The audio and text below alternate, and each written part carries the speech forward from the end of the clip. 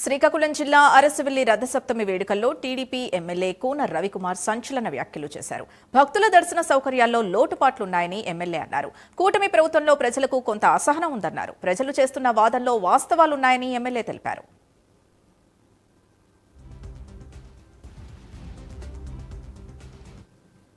ఈరోజు ఆ భగవంతుడు అందరికీ మంచి ఆరోగ్యం ఇవ్వాలని కోరుకున్నాను. ఈ జిల్లా ప్రధానికానికి, రాష్ట్ర ప్రధానికానికి, ప్రధానంగా మా ముఖ్యమంత్రి చంద్రబాబు నాయుడు గారికి, మా యువనాయకుడు లోకేష్ బాబు గారికి మంచి ఆరోగ్యం ఇవ్వాలి.